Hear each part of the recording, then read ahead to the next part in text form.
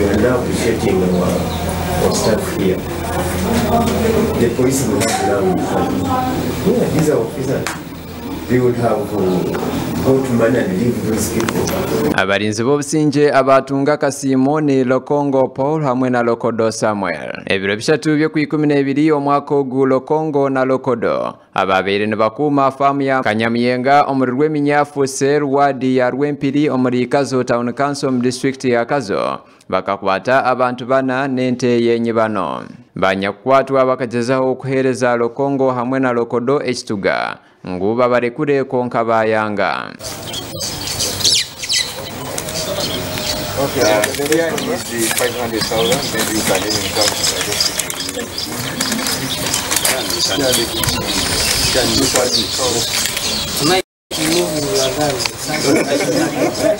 abakoma aba babiri ni baruga mu kitongole cya Eagle Eye Agency kandi bono bagirango bakakwatanisa kurungi na polisi omukurinda abantu n'ebintu byabo. That night was at around 2.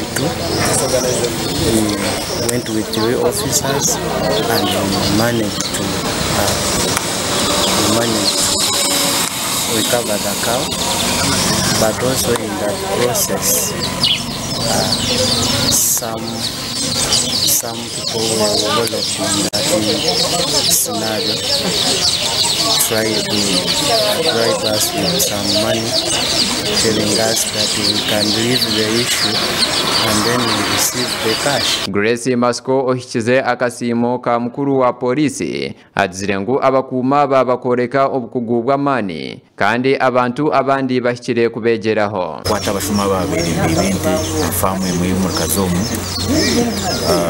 we kusima kwe yagira ngo abasirikare ababyo kwerinda aba private ababiri bari mu operation ejo kugira ngo bakazaho kwenda kubagira kubakwata bambe ibente bageza kubahereza ekituga ngo bari kuri bagende ukabasi aba private bari bayanga sentezo babakwata polisi nayo yabakwata babakwata babaleta polisi ibyo bagiye kabarinda bagigarura mu kamawayi.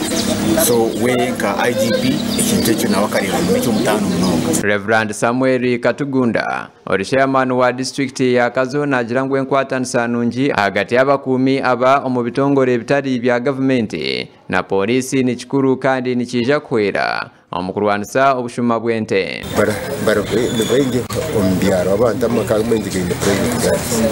So pakubayo ikizubuke baraka kujya mu matera polisi deja ne bahemkono bakimfitiyamba muno kandi arwembera aho kusanga private guards batakora na polisi egembera ne birindi namwe kuno jangu bakabetiza bajyamba yemera muneya ya private bakabata kujanga bakwatsire ababayiye. RDC wa Kazo Captain Yahaya Kakoza wena yenda abantu begere ahakikorwa cy'abakuma aba wakati nora abantu oli yafuna information ate nabulira police kusaa 8 gw'ekiro ngate police nayo eri alert ate negenderawo ababbi bafunibwa era kyokola manti kati n'obubbi bw'ente n'embuzi bikendeddemu mu Kazo.